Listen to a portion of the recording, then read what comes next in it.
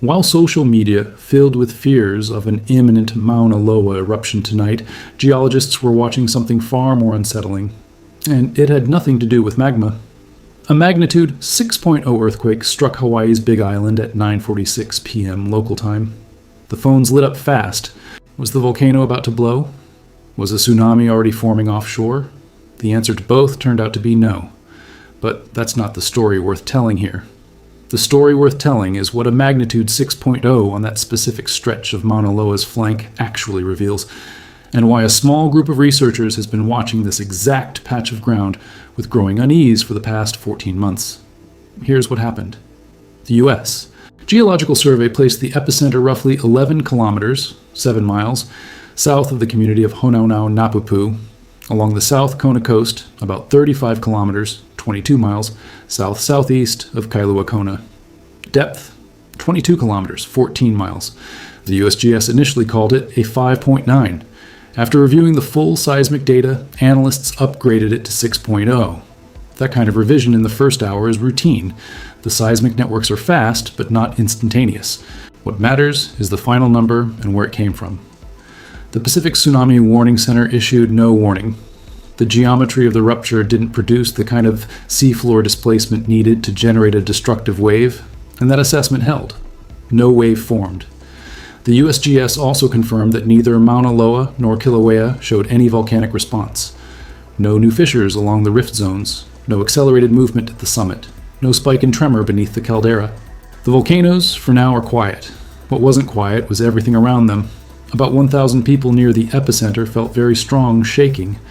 Around 12,000 more felt strong shaking. 56,000 experienced moderate tremors. And the earthquake was felt statewide, all the way to Hanalei on Kauai, nearly 560 kilometers, 350 miles from where the ground broke. Rock slides blocked 2 roadways on the western coast. Shelves emptied inside homes. Power flickered across parts of Kona. People who were on the island during Mauna Loa's 2022 eruption recognized a familiar feeling in their chest, even though the two situations aren't really comparable. Most coverage of tonight's earthquake will end roughly there. Magnitude, depth. No tsunami, no eruption. People are safe. Move on. The coverage isn't wrong. It's just missing the part that actually matters. Here's what most news won't explain. Mauna Loa's western and southern flanks have a documented history of generating large earthquakes, not because of volcanic activity directly, but because of something much older and more structural happening underneath the entire island. In 1868, a magnitude 7.9 earthquake struck the southern flank. The ground cracked open. A landslide buried a village. A local tsunami surged up the coastline, hitting settlements before anyone could move. It remains the strongest earthquake in Hawaii's recorded history. Then, in 1975, the Kalapana earthquake, magnitude 7.2, ruptured the same general region. The coast near Kalapana dropped by nearly a full meter in seconds. A 14-meter, 46-foot wave hit the shoreline within minutes of the earthquake. 2 people were caught in it. The subsidence was permanent. The coastline that existed before that morning simply no longer does. The 2006 Kiholo Bay earthquake, magnitude 6, 7 north of Mauna Loa, caused extensive damage across Kona and Kohala. More than 1,000 homes were affected. Sections of a major highway cracked and shifted. The Kona hospital had to be partially evacuated. These earthquakes, 1868, 1975, 2006, and tonight, all come from the same place, the same structure, the same problem. Beneath Mauna Loa sits what geologists call a basal detachment fault. Think of it this way. Mauna Loa is not bolted to the ocean floor. It sits on top of it, on a layer of old oceanic sediments that were there long before any of this lava existed. The volcano is colossal. Its weight presses down on those sediments constantly. And gravity, being gravity, is always pulling the whole pile outward toward the sea. The detachment fault is what resists that movement. It's essentially the only thing preventing the flank from sliding away.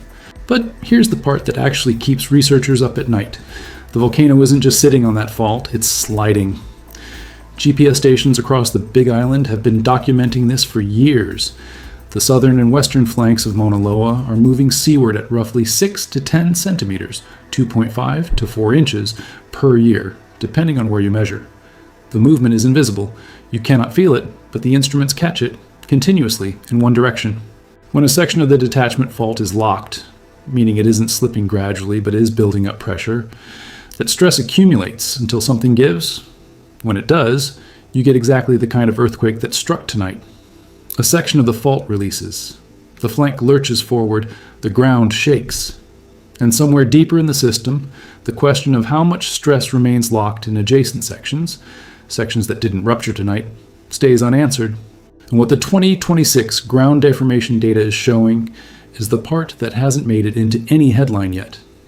GPS instruments on Mauna Loa's southern flank have recorded a subtle but consistent acceleration in seaward displacement over the past 14 months. The rate is still within the range scientists consider normal variation, but it is trending in one direction. The flank is moving slightly faster than it was 2 years ago. One magnitude, 6.0, doesn't explain that trend. Something is loading the system, and the research community is still working out exactly what. To understand what the upper end of this sequence looks like, you have to understand the Hilina Slump. The Hilina Slump is a section of Mauna Loa's southern flank, roughly 5,000 cubic kilometers, 1,200 cubic miles of volcanic rock, that has been sliding toward the deep ocean for thousands of years. Not a hypothesis. A documented ongoing process that GPS and seafloor instruments have been measuring for decades. The 1975 Kalapana earthquake alone moved the Hilina Slump several meters seaward in seconds. Most of the time, the movement is gradual, centimeters per year, invisible without instruments. But researchers have spent years modeling what happens if a large enough earthquake triggers rapid, large-scale failure of part of the slump. Not a slow slide over centuries, a collapse over minutes.